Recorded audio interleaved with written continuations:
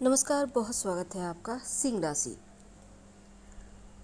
ब्रह्मांड में दो ग्रह जो सबसे धीमे चलते हैं पर इनका प्रभाव पूरी लाइफ को बदल देता है, वो हैं देवगुरु बृहस्पति और शनिदेव। अब देखिए, देवगुरु बृहस्पति 13 अगस्त को अपने ही नक्षत्र पुनर्वसु नक्षत्र में आ गए हैं और आपके यानी कि मिथुन राशि में चल रहे हैं वर्तमान में।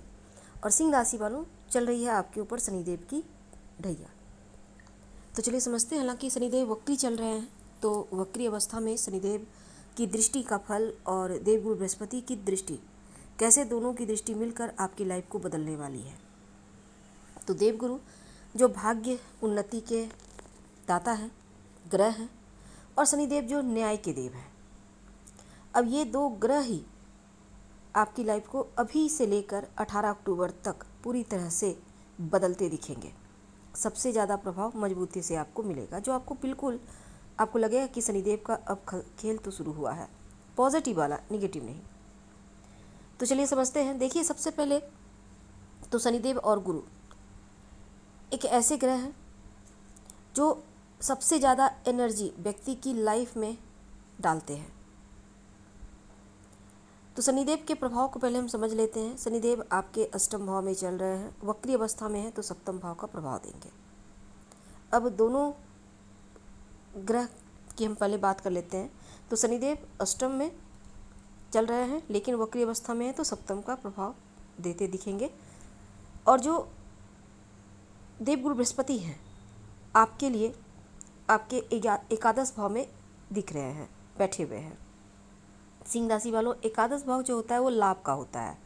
अब देवगुरु बृहस्पति यहाँ बैठे हैं, पांचवी दृष्टि आ रही है आपके तीसरे भाव पर, सातवीं दृष्टि जाएगी पंचम भाव पर, और नौवीं दृष्टि जाएगी आपके सप्तम भाव पर, जहाँ पर शनिदेव वक्री अवस्था में आए हैं, यानी कुंभ राशि में। तो शनिदेव का प्रभाव सबसे पहले समझते हैं। स्वयं बैठे हैं अष्टम भाव में, लेकिन वक्री अवस्था में रहने से सप्तम भाव का फल। ढैया भी चल रही है, वक्री अवस्था में है, तो ढैया का उतना बुरा प्रभाव भी आपके ऊपर नहीं है। अब देखिए, शनिदेव के पास जो दृष्टियां हैं, तीसरी दृष्टि से दसम भाव को, सातवीं दृष्टि से द्वितीय भाव को, धन के भाव को, और 10वीं दृष्टि से पंचम भाव को देखेंगे। अब कोई दो घर ऐसा जहाँ पर गुरु और शनि दोनों का प्रभाव है, यानी आपके लिए पंचम और सप्तम भाव, यानी इन दोनों भाव का प्रभाव सबसे ज़्यादा मजबूत रूप से आपको मिलेगा। तो जो पहला स्थान है वो है पांचवा घर। शनिदेव गुरु दोनों की एनर्जी है, दोनों की दृष्टि है। देवगुरु बृहस्पति की पंचम भाव पर दृष्टि है, तो संतान प्राप्ति के योग बनेंगे। अगर आप प्लानिंग कर रहे हैं, बहुत अच्छा बात है। संतान है तो उनका डेवलपमेंट होगा, तो बच्चों को लेकर मुश्किलें नहीं आएंगी। शिक्षा के मामलों में जो विद्यार्थी हैं उनके लिए बढ़िया है। कर्म कीजिए, शनिदेव की भी दृष्टि है यहाँ पे, हालांकि वक्री अवस्था में है।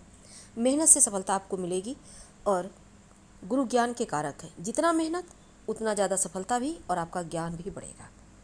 बेहतर वक्त है। तो बच्चों के जीवन को लेकर, उनके करियर को लेकर, शिक्षा को लेकर कोई भी चिंता थी वो समाप्त होगा।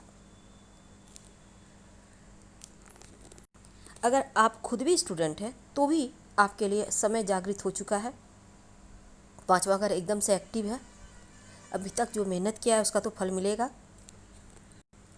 और जहाँ तक आपको पता है कि पंचम भाव को पुण्य, पूर्व जन्म में या फिर पूर्व पुण्य भी कहा गया है। जो भी अभी तक आपने मेहनत की है उसका फल देने वाला।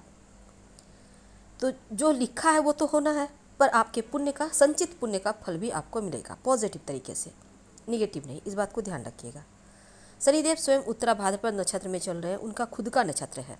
देवगुरु बृहस्पति 13 अगस्त से पुनर्वसु नक्षत्र में, जो उनका खुद का नक्षत्र है, इसलिए दोनों ही सकारात्मक तरीके से फल देते, रिजल्ट देते दिखेंगे। तो पंचम भाव आपका जागृत हो गया।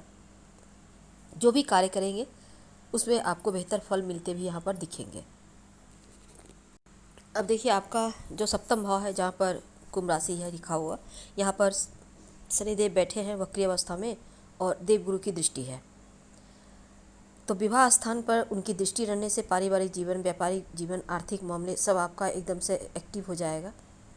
तो सातवां घर शनि गुरु दोनों के घेरे में आने से बिजनेस का दायरा बढ़ेगा। पार्टनरशिप में काम करते हैं, आपको लाभ के बढ़िया संकेत मिलेंगे। नए क्लाइंट जुड़ेंगे, और शनिदेव इसमें वक्री हैं, तो ऐसे में क्या होगा ना, एक घर पीछे का परिणाम दे रहे हैं। तो सुखद जीवन जीने के लिए एकदम से प्रभावशाली ये वक्त है। अगर आप अविवाहित हैं तो विवाह होने की संभावना यहाँ बनती भी दिखेगी, विवाह तय हो सकता है, या फिर मनपसंद जीवन साथी आपकी लाइफ में आ सकता है। कोई भी समस्या थी उसका समाधान निकलता दिखेगा। और सप्तम भाव में दोनों ही ग्रह का पॉजिटिव एनर्जी है, इसलिए आप चिंता ना करें। दसम भाव से दसम भाव है सप्तम भाव। अब देखिए एक और चीज़ है कि सप्तम भाव को जागृत करने से करियर तो बढ़िया रहेगा, आपका वैवाहिक जीवन बढ़िया रहेगा, लाभकारी स्थिति बनेगी।